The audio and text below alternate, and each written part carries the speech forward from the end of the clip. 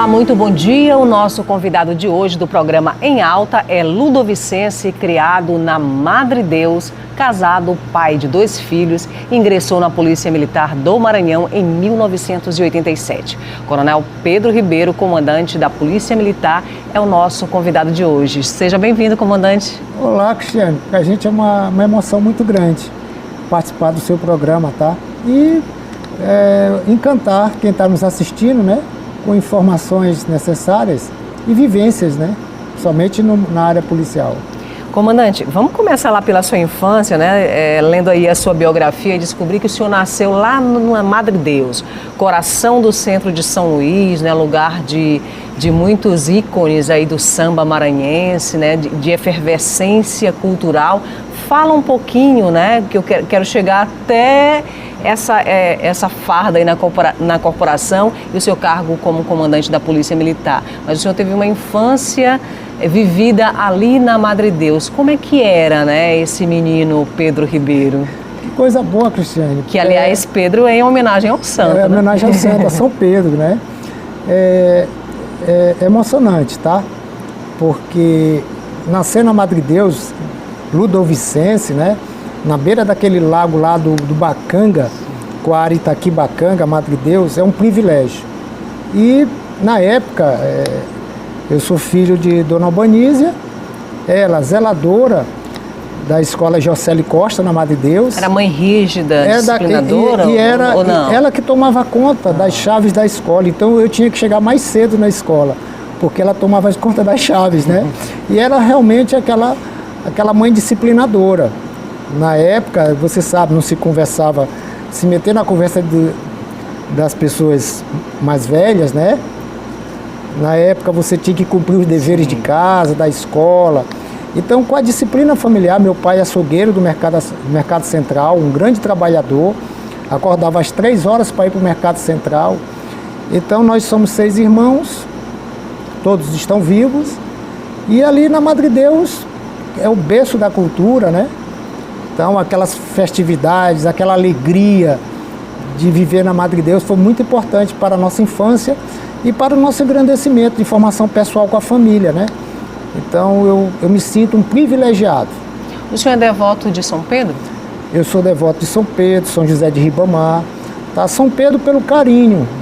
O meu nome, Pedro, é porque eu nasci dia 27 de junho, pegado ao dia 29, que é dia de São Pedro, em que nesse dia é especial porque os pescadores, e lá na Madre Deus era uma colônia de pescadores, homenageavam o santo padroeiro. E também, dia 29, os Bumbas Meu Boi da ilha, eles pela madrugada iam para a Capela de São Pedro referenciar o santo. O senhor tinha essa curiosidade de ver aqueles grupos de Bumba Meu Boi chegando, subindo ali para reverenciar São Pedro e todos aqueles santos ali? Isso era uma curiosidade de menino que o senhor mantinha? Sim, quando criança e adolescente nós participávamos de ensaios, porque o mais interessante da colônia na época de pescadores era aos sábados, no mês de maio, começavam os ensaios. E os ensaios eles eram tão importantes quanto as apresentações no mês de junho, né? Movimentava a comunidade, integrava a comunidade.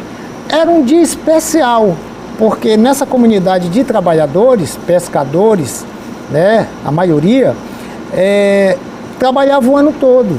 Aí quando chegava o mês de maio, com o ensaio do boi, e junho, que era o coroamento da festa do boi, a comunidade se alegrava. Logo após o boi, o mês de junho, vinha o quê?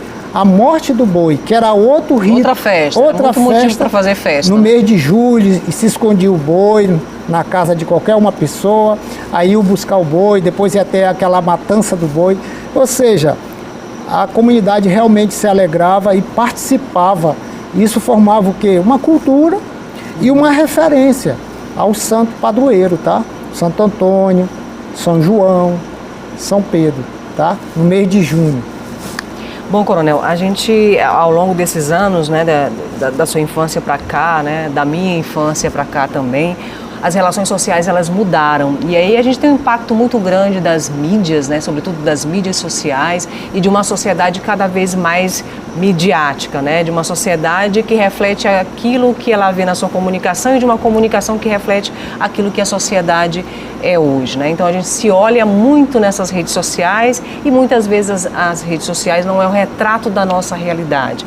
Dá para a gente traçar aí olhando para essa São Luís da sua época de menino e para essa São Luís de hoje, né, para a cidade de hoje, o que falta numa sociedade muito mais midiática, muito mais das redes, muito mais de valores diferentes daquele que o senhor aprendeu lá na época que a sua mãezinha zeladora, levava cedinho para a escola, para abrir a escola?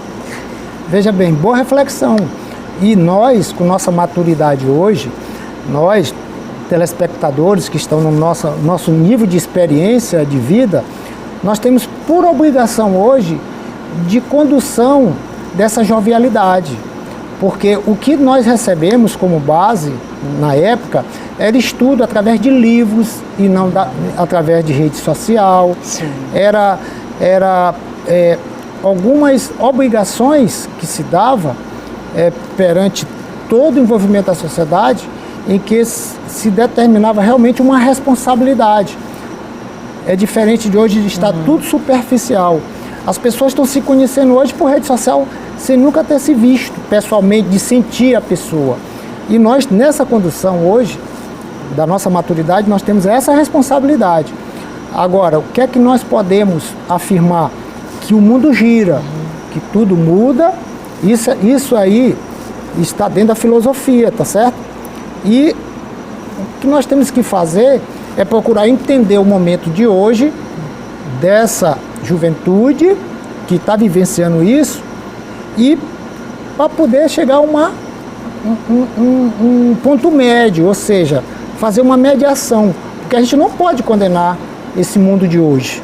Sim. Nós não podemos. Nós estamos nele, né? Então a gente precisa encontrar no meio desse caos uma solução. Uma solução. Só que nós somos privilegiados, porque nós vivemos aquele momento e estamos vivenciando hoje. Sim. E o jovem, a juventude de hoje, só está vivendo hoje. Tá? Então, por isso é importante, a nossa importância nesse convívio social, né? Para a gente resolver isso. Nós temos que fazer, realmente, nos adaptar, tá? E fazer entender de que a condução dos nossos jovens depende muito da gente, tá? O jovem ele não pode ter certa liberdade, porque ele está numa fase, né? Uma fase de crescimento, de experiências, tá? De sentir certas coisas, e às vezes aquele mundo ali que a pessoa pensa não é. Nós já sabemos como vai ser mais ou menos, porque já passamos por muitas coisas. Então, esse momento nosso é muito importante, tá? Quem está no nosso nível de experiência, temos que nos sentir importantíssimo para a condução em qualquer momento da vida, seja na família ou no profissional, na condução social. Agora me diga uma coisa, quando é que brota essa vontade de entrar numa corporação como a Polícia Militar, né? O senhor nascido ali no bairro da Madre Deus, né? É cercado de musicalidade, cercado, né, de uma cultura muito efervescente. Como é que nasce isso? Para o senhor, foi uma opção de vida ou foi um desejo de participar e de integrar a corporação? Veja bem, tudo depende da dedicação aos estudos. Então, os estudos foram intensos, tá? Nós estudamos muito. Então foi uma escolha, o senhor decidiu, foi uma escolha, o senhor queria isso? Foi uma escolha, não foi uma escolha de querer ser policial. Sim. Foi uma escolha de querer um emprego. Certo. Tá? Um emprego. Passei em 3 concursos e o primeiro a ser chamado foi o da Polícia Militar, o curso de formação de oficiais. Nessa época, esse curso não era feito aqui como é hoje um curso da UEMA, sim, de graduação antes da UEMA. Nem se sonhava que a gente ia ter, para, né? As pessoas que faziam esse curso ia para todos os estados brasileiros, especialmente do Nordeste, como no Ceará, e eu fui para o Ceará. Amigos meus foram para o Rio Grande do Sul, para a Brigada Gaúcha, outros foram para Pernambuco, e eu fui para o Ceará. Eu tirei o 4º colocado no concurso. Eram 10 vagas. Eu fui o 4º colocado e os 4 primeiros iam para o Ceará.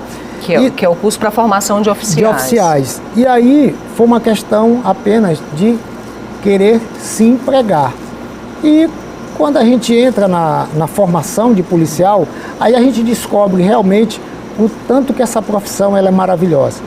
A gente é uma profissão que é um verdadeiro sacerdócio. A gente se dedica por uma causa nobre, uma causa pública, uma causa coletiva.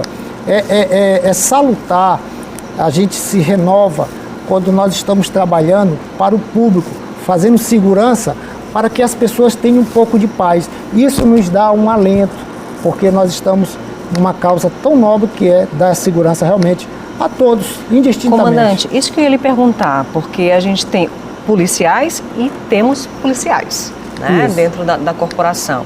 O que atrai alguém para esse sacerdócio, como o senhor fala, não é uma questão salarial, por exemplo. Eu vou entrar para a Polícia Militar porque eu vou ganhar um salário excelente. Eu vou ser professora porque eu vou ganhar um salário excelente. Eu vou ser jornalista porque eu vou ganhar um salário excelente, né? Esses sacerdócios, eles chegam para a gente de uma outra maneira e por motivações diferentes, né? Verdade. O senhor vê na prática, o senhor que já é comandante da Polícia Militar, dá para perceber na prática, pelo desenrolar da carreira, né, dos subordinados e de pessoas que o senhor deve observar mais de perto, quem está ali por vocação, por sacerdócio e quem não está ali, o resultado dele dentro da corporação é diferente? Dá sim, Cristiane. Para você ter uma ideia, uma das primeiras, vamos dizer assim, apresentações que eu tive de um professor lá na Polícia Militar do Ceará, em 1987, quando o professor entra e procura fazer aquela entrevista, né, perguntando de onde veio, idade, né, e ao termo de cada um falar, ele chegou e disse pra gente: quem veio para a Polícia Militar ficar rico, ganhar muito dinheiro, aqui não é o lugar, aqui não se enriquece não. Tá? Então foi uma primeira situação que ele falou para a gente, e é uma verdade. Tá? É claro, nós somos servidores públicos, temos nossos salários dignos, mas não para ficar rico. Então, sim, o policial que ficar rico à custa da Polícia Militar não tem alguma coisa anormal. Então, no convívio com a corporação, com seus integrantes, dá sim para perceber quem é vocacionado realmente, independente da questão salarial, e aqueles que realmente têm só interesse em se locupletar. Isso aí dá para se notar realmente. O que é que nós fazemos como comandante? É direcionar realmente a corporação para o seu norte, que é a proteção social e o policial ser digno de usar sua farda, como um bom servidor, tá? Independente de qualquer situação, e vocacionado, e que o seu salário é meramente pelo fruto do seu trabalho. Tá? Nós procuramos direcionar a corporação nesse sentido. Aqueles que por algum motivo não vão para essa filosofia da corporação, vão sofrer muito na Polícia Militar. E muitas das vezes vai haver certos desvios, e os desvios são corrigidos com os regulamentos, com as normas, a fim de expurgar esse tipo de profissional que a corporação não precisa, a sociedade não precisa. Porque há um disciplinamento bastante rígido dentro da corporação, que é importante até a gente falar isso para a sociedade, né? Porque a própria polícia corrige os seus policiais, né? Com certeza. Por isso é que nós somos uma corporação. É porque nós administramos nossa logística, nossas finanças, um código nosso de ética ensino, próprio também. Temos o regulamento disciplinar próprio, tá? Então, a Polícia Militar é assim, ela é uma corporação que realmente faz com que a sociedade tenha a certeza e a credibilidade. Por isso que nós temos 185 anos, por causa das nossas normas. Agora, Coronel, fica bem definido o papel da Polícia Militar, se a gente for analisar o Brasil de hoje, né?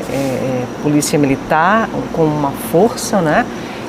A gente tem aqui as Forças Armadas e a gente tem os poderes executivo, legislativo e judiciário. Como que a Polícia Militar se posiciona perante a essas instituições? É uma instituição hoje independente? Boa pergunta. A Polícia Militar, a sua base se dá pela Constituição Federal, a sua base de existência. No artigo 142, cabe às polícias militares a polícia ostensiva e preventiva. Sim. Portanto, a Polícia Militar exerce essa polícia ostensiva através do policiamento ostensivo, tá? E a nossa base, ela é muito ideal porque nós temos doutrina.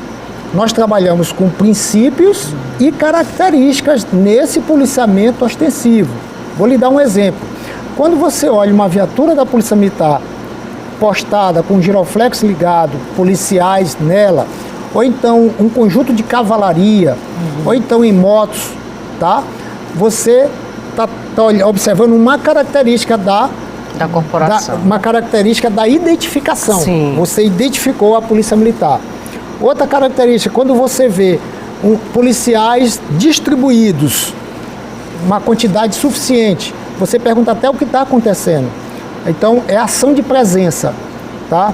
Outra característica, ação pública. O policial trabalha para o público, para o coletivo. Ele não trabalha para individual. Ele não trabalha para a questão privada. Sim. Então, ação pública. Então, quando você vê a distribuição do policiamento na Rua Grande, você vê a distribuição do policiamento na rua, na Praça Deodoro, para o público.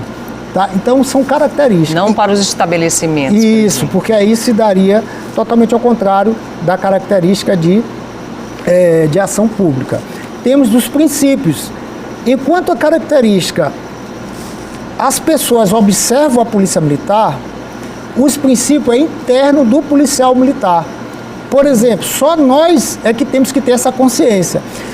O policial qualquer está de serviço 1h na Deodoro, já pronto para terminar a sua escala de serviço. Sim. Mas se acontecer um crime ali e ele foi procurado, ele jamais pode dizer que está saindo de serviço. Ele tem que dar atenção através de um princípio chamado de aplicação. O policial tem que ser aplicado, ele tem que direcionar aquela ocorrência e jamais dizer, não, eu estou indo para casa. Ou seja, o fim coletivo vai ser muito mais importante do que o interesse pessoal. Né? Na formação do policial, ele aprende a ser assim, tá? É um princípio importante, esse princípio da aplicação. Bom, a gente vai para um rápido intervalo comercial. Estou conversando aqui com o Coronel Pedro Ribeiro, comandante da Polícia Militar, e a gente volta já já aqui no Em Alta para continuar esse bate-papo. Até já.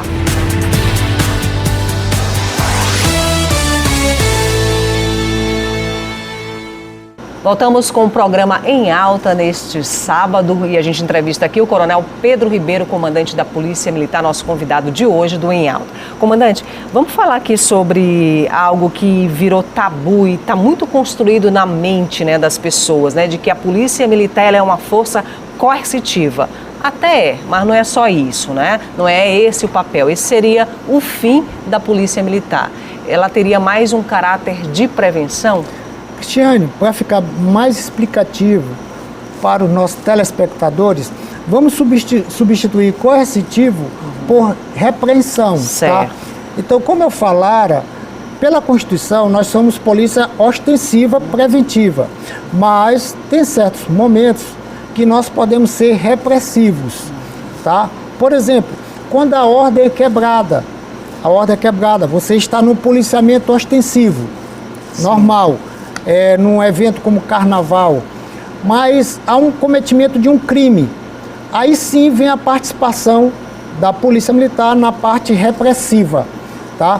Com a utilização dos meios necessários, podendo dominar a situação normal, sem o uso da força, tá? Sem o uso da força, mas poderá utilizar essa força necessária com a utilização de equipamentos, como o cacetete, como o spray, Sim. Tá? O que a gente chama de armas não letais. Ou então, se necessário, conforme a violência vinda, com disparo de arma de fogo, o policial também dispara a sua arma de fogo. Aí é uma forma mais repressiva, propriamente dita. Então, em algum momento, a Polícia Militar, ela trabalha de uma forma repressiva, na condução de controle de tumulto, de distúrbio civil, fuga de presos, tá? Alguma turba de movimentação, sim, com quebra-quebra do patrimônio público ou privado. Aí entra a tropa de choque, uma força repressiva. De forma que a força repressiva da Polícia Militar, ela jamais se dá pelo caráter ilegal. Ela dá por caráter legal para controle da situação. Ou seja, ela não é o primeiro recurso a ser utilizado. Não é jamais o primeiro recurso. Quando ela realmente é empregada, essa força coercitiva, repressiva, é justamente para regular a aplicação da lei, tá certo? Agora, uma coisa certa, o que nós temos que pensar na Polícia Militar é o seu maravilhoso aspecto preventivo. Por exemplo, os nossos colégios militares, tá? É uma repressão de médio e longo prazo, mas que vai dar uma geração, um comportamento social digno de cidadãos de bem. Hoje nós somos mais de 6 mil a comunidade escolar dos 6 colégios militares. E a gente tem colégios no Maranhão que se destacam, né, em nível de Nordeste e nível de Brasil. Todos eles contribuem para a diminuição do IDEB e todos eles contribuem para uma melhor cidadania, tá?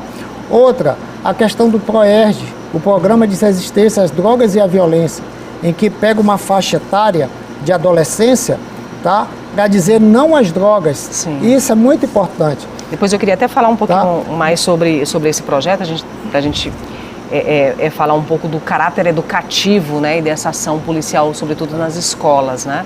Eu queria pedir para a produção colocar uma frase aqui, e na verdade é um artigo da Constituição Federal, que é o artigo 5º, né? Todos são iguais perante a lei, sem distinção de qualquer natureza, garantindo-se aos brasileiros e estrangeiros residentes no país a inviolabilidade do direito à vida, à liberdade, à igualdade, à segurança e à propriedade. A gente está vendo aí sem distinção de qualquer natureza. Só que a gente está numa sociedade que ela não é igualitária, né? E a Constituição diz isso, mas a realidade nos aponta para um outro cenário, né? E colocar essa Constituição muitas vezes em prática é difícil para as instituições, é difícil para o próprio cidadão, né, exercer esse direito. E a gente está falando aí de um conjunto de direitos sociais que são violados todos os dias. Por exemplo, se a gente chegar na periferia de São Luís ou no interior do estado, a gente vai ver locais ainda sem escola, a gente vai ver pouca acessibilidade a determinados recursos que poderiam ser públicos. Uma quadra, por exemplo, de esporte em determinadas comunidades ainda não existe, né, em determinadas comunidades. Então, essa sociedade, de fato, ela não necessariamente ela é igualitária, né? E aí a gente vê a Polícia Militar apontando, né, para uma polícia mais comunitária, que é aquele policial que vai lá e ouve, né, e a ação dele se dá a partir daquela necessidade local. Como é que é esse trabalho na prática? Explica pra gente, porque muita gente acha que a polícia comunitária não funciona. Como é que é a dinâmica do trabalho da polícia comunitária? Que pergunta maravilhosa, Cristiane. Os telespectadores, eles devem estar muito satisfeitos, né? E eu fico feliz, tá? A resposta que eu lhe dou é que a polícia, a sua essência comunitária, tá? Para você ter uma ideia, toda a nossa base de procedimento é com base, é claro, em lei. Sim. Um artigo desse maravilhoso, o que eu vou lhe repassar para o papel da Polícia Militar em relação a isso, é o seguinte: a Polícia Militar tem 185 anos, ela nasceu com a balaiada aqui no Maranhão em 1838. E do seu início até hoje, ela vem colaborando com todos os segmentos sociais e aspectos sociais. Eu vou lhe dar um exemplo. O maior problema hoje ambiental no mundo é a fome, é social, é a pobreza. E a Polícia Militar, ela contribui com isso na medida em que ela trata as pessoas todas por igual, na medida que ela distribui cestas básicas, na medida que ela tem seus colégios militares, na medida em que ela tem prevenção contra as drogas, na medida em que ela olha os nossos nossos indivíduos, cidadãos, todos como uma só pessoa, independente de qualquer outra situação na sua abordagem. A Polícia Militar, ela colabora com a cultura, tá? Então, você sabe que vou dar um exemplo prático, nos períodos juninos, em que nossas brincadeiras, elas se apresentam para todos nós, está lá o policiamento. Então, a Polícia Militar, ela é cultura, tá? No carnaval, eu costumo dizer que não existe carnaval sem a polícia. Então, está lá a Polícia Militar com a cultura. No futebol, no aspecto de futebol, sim, o juiz só inicia a partida se tiver a polícia. Se tiver policiamento. Se não tiver policiamento, não tem aspecto, nenhum evento de grande porte. No aspecto religioso, você vê as grandes procissões, os grandes cultos religiosos com a presença do policiamento. Significa dizer que nos aspectos sociais como um todo, a polícia está presente. Então, com o artigo 5º da Constituição, que todos são iguais perante a lei, nós estamos aqui nesses direitos para colaborar com eles, o fortalecimento da cultura, o fortalecimento social, o fortalecimento ambiental, o fortalecimento religioso, ou seja, o fortalecimento estético da cidade, na medida que nós não deixamos pichar a cidade, tá? O fortalecimento tecnológico, na medida que nós não deixamos ninguém depredar, tá? O patrimônio público e a questão da tecnologia, sim, como um todo. Então, a Polícia Militar, ela na sua essência, ela é o dever de se direcionar para o artigo 5º, tá certo? Como participante nesse processo, no apoio a todos esses segmentos. Agora, comandante, eu vou lhe fazer uma pergunta, né, que eu acho que o telespectador também gostaria de fazer. Quando se adentra, né, quando essa polícia chega para propor, né, uma nova forma de trabalhar e de lidar com a comunidade, a partir, né, de um policiamento mais comunitário, é necessário que ainda haja uma construção de uma cultura dentro daquela própria comunidade, que em geral é feita de pessoas mais excluídas socialmente, mais vulneráveis socialmente e que sofrem de uma invisibilidade pública, vamos dizer assim. Porque, em geral, o policiamento chega de forma coercitiva, ostensiva, né? Porque essa é a realidade, se a gente for olhar em nível de Brasil, né? Para conter uma violência instalada ali, a gente vai poder falar depois sobre isso. Como que é essa abordagem? Eu penso que tem que haver toda uma construção e todo um cuidado e toda uma pedagogia para que esse policial, né, e essas pessoas, porque o policial é um cidadão, ele se aproxime desse outro cidadão que se vê numa posição de oprimido, né, ou de vulnerável socialmente, né? Para responder essa pergunta, nós precisamos, primeiro, ter uma polícia capacitada, uma polícia realmente bem capacitada,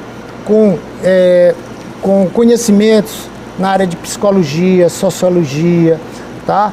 Dentro dos aspectos sociais, tá? E também a sociedade educada, tá certo? Uma sociedade com um nível de educação é excelente no processo de abordagem da polícia, porque um cidadão que realmente tem uma boa educação, ele também é um fiscal, ele tem como direcionar e obrigar a polícia a respeitar os seus direitos. Então é mútuo, capacitação policial e também educação da população. Isso vai melhorar muito nessa boa relação. Por outro lado, o policial, ele jamais, em qualquer situação, se independente da pessoa, se tem uma educação, se não tem educação, o policial ele tem que dar o devido tratamento ao ser humano, sim, como igual para todos, respeitando a todos. O policial jamais ele pode ir para uma ocorrência na abordagem ser diferente de um cidadão A para o cidadão B. Isso nós chamamos de padrão de procedimento. O mesmo policial que aborda uma pessoa na rodoviária, ele tem que ser o mesmo padrão de procedimento o policial que aborda no aeroporto. Ou seja, com isso nós estamos sendo imparcial e impessoal, que é o quê? Um dos princípios que o policial militar internamente tem que ter na sua formação. ele tem que ser impessoal, não ver pessoa, e imparcial. Ele não pode, numa causa que ele vier a mediar, tender para um lado e para o outro. Ele tem que buscar o norte, que é a lei.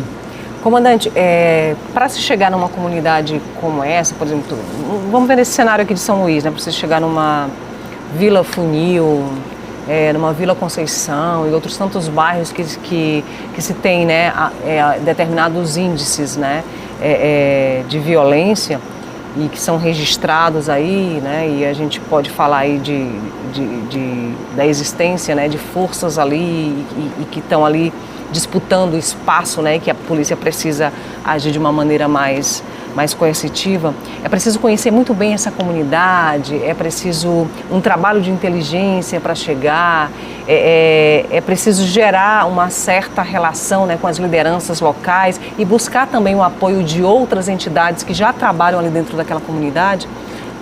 Assim, eu me referi à questão da participação da Polícia Militar perante o apoio e colaboração com os aspectos social, tá?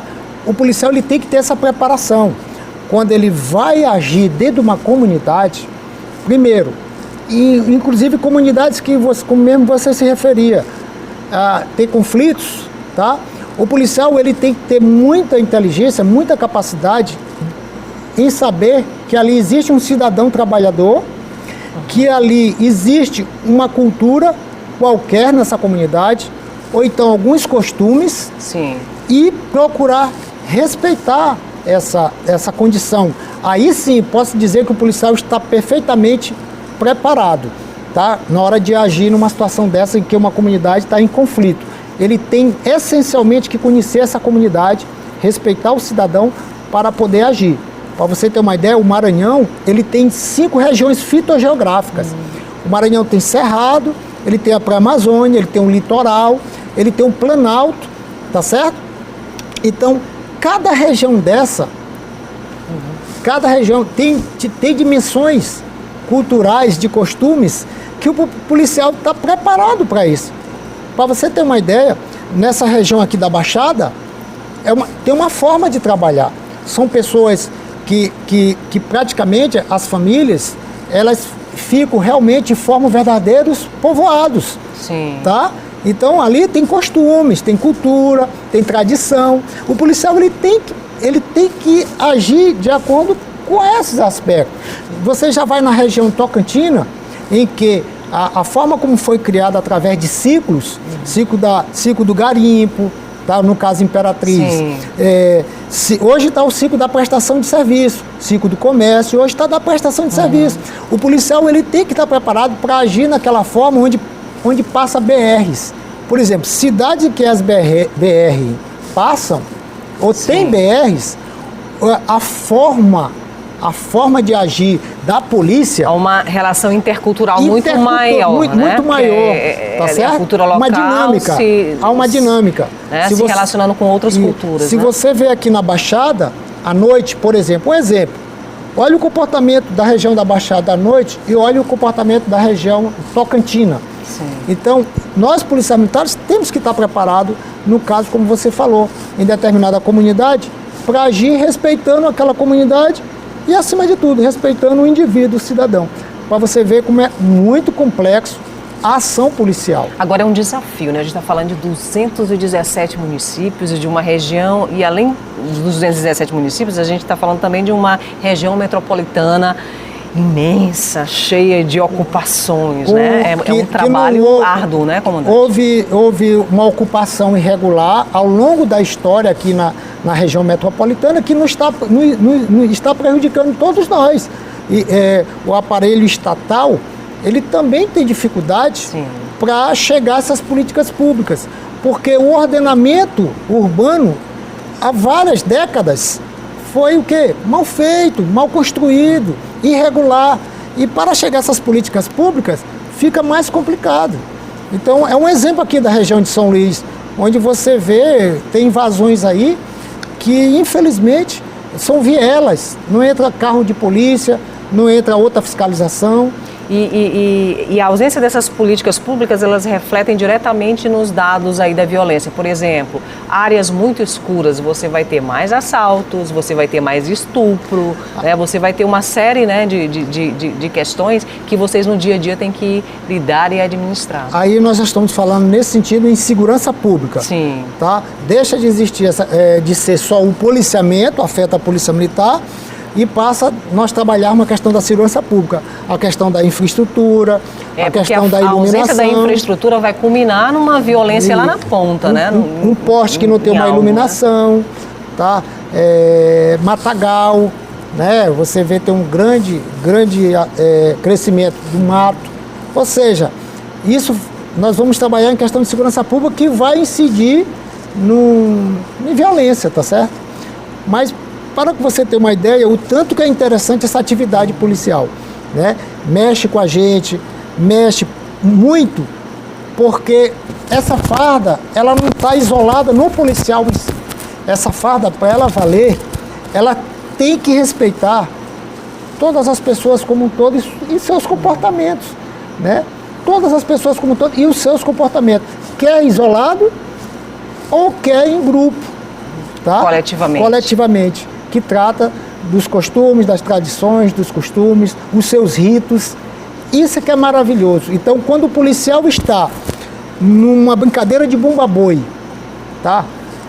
Tirando seu quarto giro de meia-noite até 6 horas da manhã e o boi a noite toda com seus pandeirões, né, com suas matracas, o policial ele tem que se sentir satisfeito. Ele não pode olhar aquilo ali, uma mera escala de serviço. Ele tem que se sentir satisfeito porque naquele tempo que ele está ali, ele está colaborando para uma perpetuação de uma cultura maravilhosa dos trabalhadores na Grande Ilha, que aproveitavam o mês de maio para os ensaios, o mês de junho para referendar o divino e também na prática do ano todo do seu trabalho, quer como lavrador, quer como pescador, quer como encanador, quer como carpinteiro. É o tempo que ele utilizou ali no mês de maio e junho para se divertir. Por isso que o policial ele tem que ter na sua alma a satisfação de estar fazendo um grande policiamento nesse evento. É muito importante isso aí. Comandante, a gente vai para mais um intervalo aí da nossa entrevista. O papo está muito bom, não está, comandante? É empolgante. E a gente volta daqui a pouquinho conversando aqui com o comandante da Polícia Militar. Maravilha. A gente aqui tete a tete, né, comandante? É um prazer imenso conversar aqui com o Coronel Pedro Ribeiro. E a gente volta daqui a pouquinho. Até já.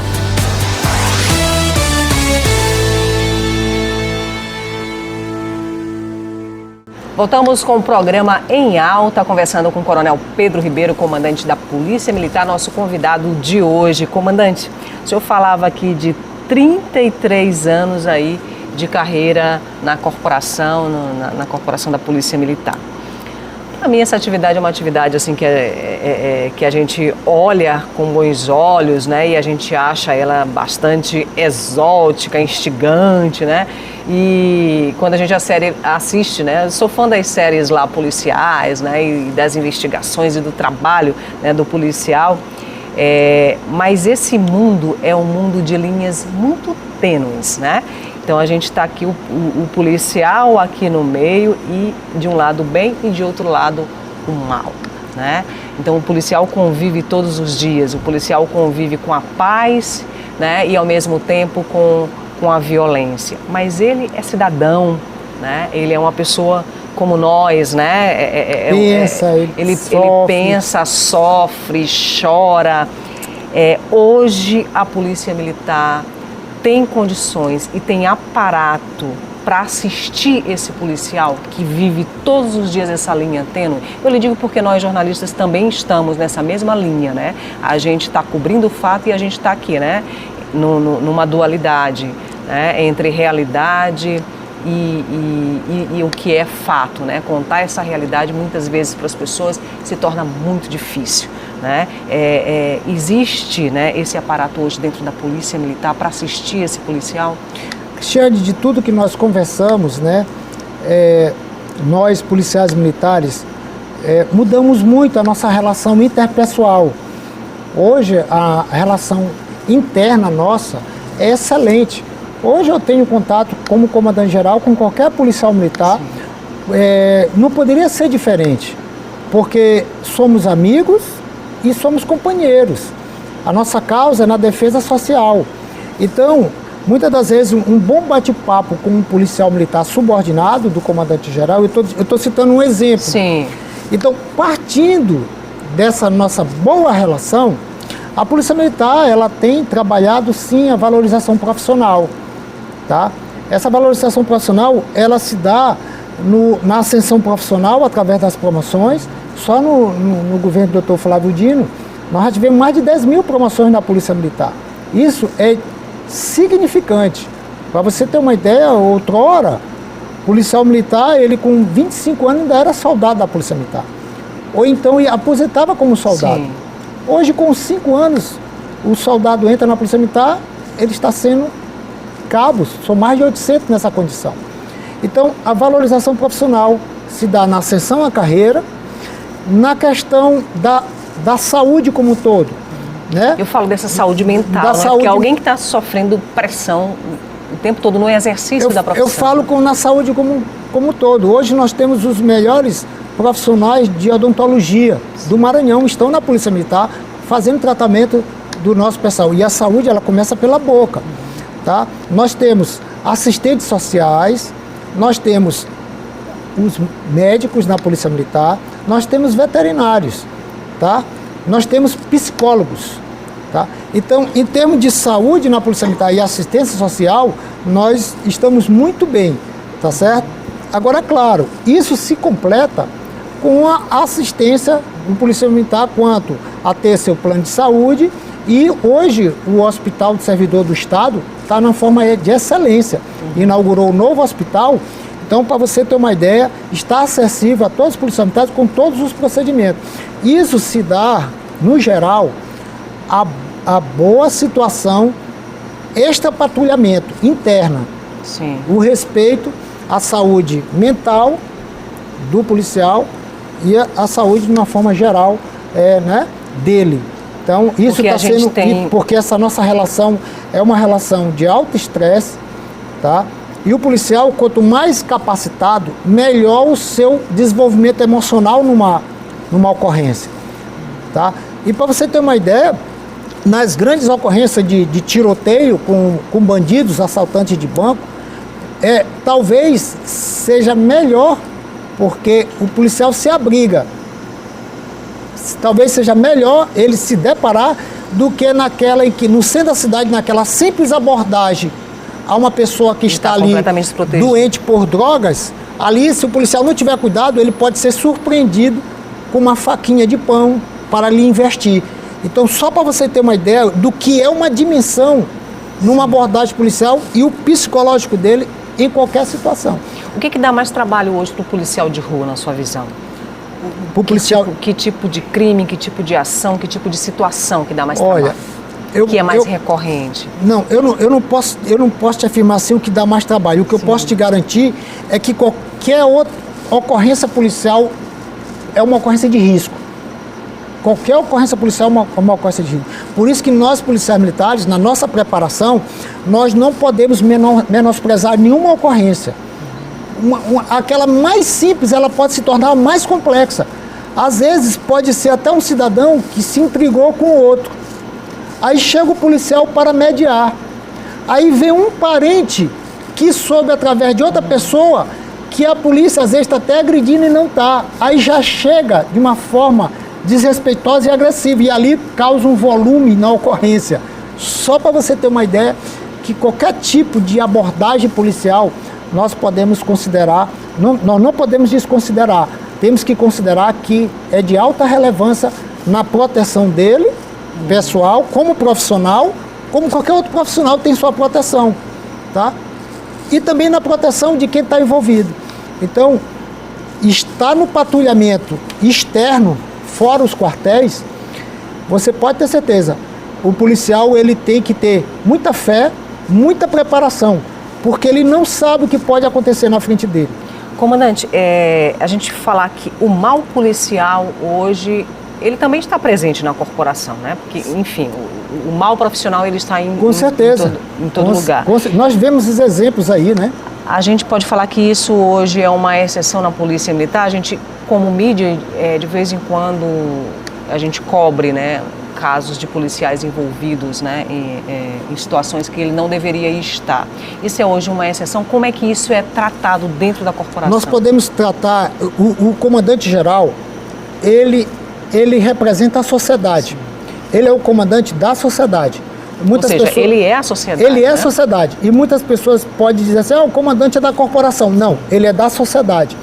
E eu não estaria hoje com 33 anos da corporação se eu não acreditasse nos excelentes policiais militares que existem na corporação. Então eu posso concluir que o desvio de conduta na corporação é caso isolado e a sociedade ela tem que acreditar nisso. Porque a polícia é nossa. Nós temos que acreditar na polícia. Se algum policial se desvia, ali a sociedade tem que acreditar que é um caso isolado, não é geral. E eu garanto isso aí. Porque se fosse um caso geral, eu já tinha saído da polícia há muito tempo, por desgosto, por não acreditar.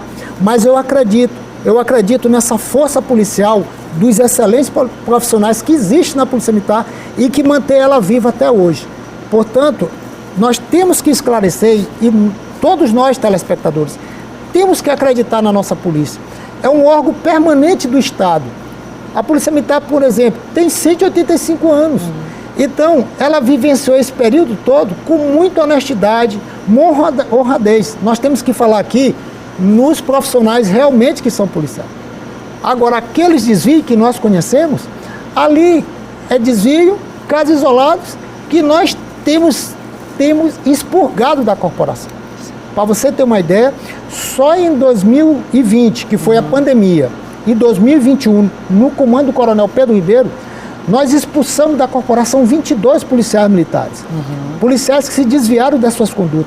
Isso é para afirmar aos seus integrantes que nós não aceitamos nenhum desvio de conduta. E para afirmar à sociedade que acredite na sua polícia, porque aqui tem homens valorosos, que respeitam os direitos humanos, que tratam as pessoas com dignidade e, independente de tudo, honram a sua farda, a sua família e o seu Deus, tá? É essa mensagem que eu posso passar nessa pergunta que você me fez. Comandante, imagens que chegam muito para a gente todos os dias, né? A violência descamba, né, no mundo inteiro, não é a realidade do Maranhão ou do Brasil, da América Latina, né? A gente vê isso acontecendo no mundo inteiro. Então essas imagens, elas chegam e a imagem da violência, ela é sempre muito forte e é a que sempre fica, né, gravada na gente. Quando você vê um Morro do Alemão, uma favela do Rio de Janeiro ou de São Paulo ou a periferia da região metropolitana e que a gente fala em facções, parece que a facção é ali o próprio Estado tomando de conta de todas aquelas coisas. Isso não significa que não há uma atuação da segurança pública naquele local, mas essa é uma guerra contemporânea e que as instituições precisam dar conta de vencer e que aí não é só um trabalho da Polícia Militar, mas é um trabalho articulado aí de Estado, de políticas públicas e de todas as instituições, de todos os poderes. Veja bem, Cristiane, você é uma excelente profissional. A mídia existe aí. Uma mídia capacitada. Hoje, o radialismo, o jornalismo como um todo, televisão, os profissionais da televisão, né? Os profissionais da rede social, né? Estão aí registrando, tá? Mas também existe aquela mídia, vamos dizer, aquela mídia leiga, que é qualquer cidadão que pega o seu celular e faz aí umas imagens da forma como quer, dita da forma como quer. Isso é perigoso para a gente. Por quê? Violência que está aí, sempre existiu. Sim. Sempre existiu. O que é que está acontecendo hoje? Essa violência está sendo hoje potencializada, naturalizada, porque hoje existe uma câmera em qualquer lugar registrando. Começa a diferença por aí. O que é que nós temos que ter enquanto autoridades, enquanto profissionais da imprensa e enquanto você, cidadão? Você que tem o seu entendimento lógico, de estudo, de capacitação, é ter o devido cuidado para que um fato que desde a época da humanidade acontece, não seja hoje colocado para o meio social como se fosse o absurdo da vida, como se aquilo ali fosse uma realidade, porque nós vamos estar prejudicando todo o nosso convívio social, tá certo? Os índices, para você ter uma ideia hoje, os índices, eles estão totalmente controlados, mas quando você lança um determinado assalto, que há muitos anos acontece assalto, se você não tiver a forma como você lançar, você vai dizer que está muito violento. E isso é prejudicial assim, no nosso convívio. O combate à violência, né, a mão e a construção dessa cultura de paz dentro das comunidades, sobretudo, que mais sofrem, né, com essa ação, por exemplo, das facções. Estou citando aqui o caso das facções, que é o que mais chega para a gente, os armamentos, né, dessas facções, tudo isso que está lá e que está posto e que a gente chega. Isso não é um papel só da polícia militar cuidar, né? Eu penso que é um conjunto articulado aí de ações para que se consiga vencer essa que é uma guerra urbana, né? Boa consideração. A polícia, todos nós sabemos que ela trabalha nos efeitos, tá? Quais são as causas? As causas, se nós formos montar uma árvore de causas, nós vamos ter N situações. Por exemplo, uma das principais causas desse país, a impunidade. Então, essa impunidade, ela advém com a outra causa, de uma legislação que não atende mais. Para você ter uma ideia, na cidade de Orlando, onde se recebe milhões de turistas, na cidade de Orlando, nos Estados Unidos, 365 dias, por média, morrem 2 pessoas. E eu estive lá, eu visitei a cadeia de lá, eu fiz o patrulhamento lá. E o que foi que eu observei? Porque 2 pessoas por ano, numa cidade que recebe só de turista mais de 1 milhão, significa dizer uma legislação que atende realmente os anseios sociais. Ou seja, lá, quem comete um crime, ele realmente fica na cadeia. Lá, o traficante, ele realmente fica na cadeia. Aí vem a pergunta para você, como reflexão, telespectador. O traficante, ele está ficando na cadeia? Com certeza você vai dizer não. Isso é uma grande causa. Mas os reflexos da ação criminosa vêm para onde? Para a polícia. Como que a polícia não está dando conta. É porque a atuação da polícia começa aqui, né? E aqui tem todo um sistema, de causa, investigação, processo. Para chegar lá, e a polícia tem trabalhado muito. Todos esses criminosos, eles são reincidentes, são contumados, já foram condenados, já passaram pelo sistema prisional e estão aí nas ruas. Eu costumo dizer que o problema da violência e da criminalidade é simples de resolver. Não está nas ruas com os patrulhamentos, não.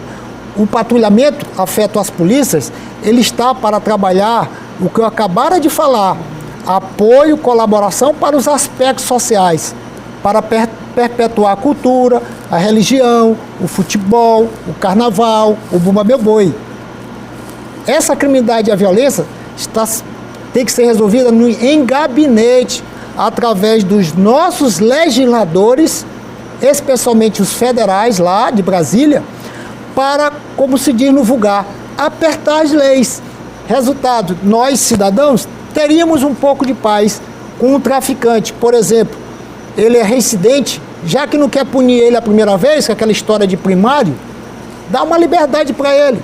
Mas como ele vai reincidir, ser quanto mais, ele vai praticar de novo, aí ele não é mais primário. Então, quando ele for secundário, dá no mínimo 15 anos quando ele está passando uma droga. Para você ver, todos nós, como essa coisa vai acabar. Então, esse país, a questão da violência e da criminalidade se resolve, ao meu ver, nos gabinetes, através de confecção de legislação que realmente façam a gente conviver melhor no aspecto social. Comandante, eu diria mais, né? Além dos gabinetes, ouvir também a sociedade, né? Os fóruns, as discussões, as audiências públicas, como prevê a Constituição, né? De 1988, né? As pessoas lá tendo o protagonismo de fala também, né? Para falar de suas realidades e as instituições captarem isso. Eu queria, a gente está chegando ao final, passou tão rapidinho, né, comandante? É uma situação assim tão legal, né? E eu tenho certeza que o telespectador, ele está... Sim, eu queria lhe fazer uma última pergunta, né? E queria lhe deixar muita vontade para responder. Alguma decisão, o senhor fala da farda, né? Do homem que está por trás da farda, que é esse cidadão, né? Pedro Ribeiro, devoto, né, de São Pedro, nascido na Madre Deus, né, filho de mãe zeladora, né, e que estudou muito para chegar aonde está e que tem o mérito, né, de estar no comando da Polícia Militar. Alguma decisão sua valeu mais pela farda do que pelo cidadão que o senhor é? E em determinados momentos a farda precisa falar mais alto? Veja bem, na decisão de comando, esse comando ele não tem cara, ele não tem sentimento. Ele tem que se preservar pela lei, pela moral. E quando a gente trata de moral, nós temos que se basear também na filosofia. Existem valores subjetivos e objetivos. Um dos maiores valores objetivos da face da Terra é a educação. E o subjetivo é aqueles que todos nós conhecemos, que foi preconizado pelas nossas famílias, pela igreja, a solidariedade, a justiça, a confiança, tá?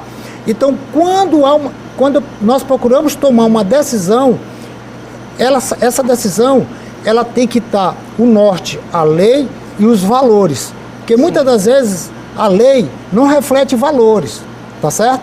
E o que eu sempre procuro tomar numa decisão, a lei conjugado com os valores, tá? Porque aí nós vamos ficar de consciência mais tranquila. Então, quando o policial ele desvia da sua função, tá? Ele desvia da sua função, nós procuramos aplicar realmente uma decisão de lei e de valores. Às vezes, a lei, até muitas das vezes, abranda, mas os valores da humanidade que tem que ser respeitados... Precisam estar lá latentes. Eles precisam estar lá dentro. Por isso que esses atos do comandante são atos administrativos. E dentro dos atos administrativos, o policial, se ele afetar o decoro da classe, o pundonor militar e a honra pessoal, ele infringe realmente nos valores. E nós temos pautado nossas ações assim, Cristiane. Então eu me sinto muito tranquilo em tomar uma decisão, tá? Pode ser quem for, tá? Em comando não existe camaradagem, decisão de comando não existe amizade, porque se existir em decisão de comando camaradagem, amizade, o comando está sendo parcial. Sim. E isso é um desastre, não pode acontecer isso. Bom, comandante, muito obrigada pela sua participação aqui no Muito Em obrigado. Alta. Foi muito bom entrevistá-lo, conhecer um pouco mais da corporação e falar um pouco mais para o telespectador do que é a Polícia Militar, certo? Muito obrigada aqui pela sua presença, pela sua disponibilidade de tempo, que eu sei que é muito difícil, né, encontrar um tempinho aí na sua agenda, porque a sociedade urge aí, né, pela presença e ação da Polícia Militar. Né? Eu fico feliz demais, eu estou maravilhado, porque eu sou uma pessoa comum como qualquer outra, investido nessa autoridade de comandante-geral, mas essa autoridade ela jamais pode estar acima do Pedro, porque se ela estiver acima do Pedro é uma tragédia. Portanto, a autoridade tem que ser humilde, tem que ser cortês, tratar todo mundo bem, saber que o amanhã não nos pertence e cumprir o seu papel profissional. Só isso, não significa dizer melhor do que ninguém. Parabéns a todos nós. Cristiane, você está de parabéns, a TV Difusora, obrigada. por essa maravilhosa entrevista, tá bom? Muito obrigada pela sua presença aqui e que a gente trabalhe árduo para construir essa cultura de paz, né? E que a Polícia Militar esteja presente aí em todos os espaços, porque é muito bom sempre ver um policial na rua, próximo da gente, para que a gente possa sentir essa tranquilidade em dias, né, comandante, que são tão difíceis. Para você, um ótimo sábado e só lembrando que amanhã, a partir das 6 da manhã, a gente tem encontro marcado aí com a corrida do Sistema Difusora, o Circuito Difusora de Corrida, 5 quilômetros e 15 quilômetros. Você que está competindo aí nesse grande evento do Sistema Difusora vai poder se ver aqui na tela, porque a gente vai estar trabalhando desde a madrugada para levar toda a cobertura e transmitir ao vivo a corrida, o Circuito Difusora de Corrida nesse domingo. Então, até amanhã, um ótimo final de semana para você e a gente se encontra aqui no Em Alta no próximo sábado. Até lá!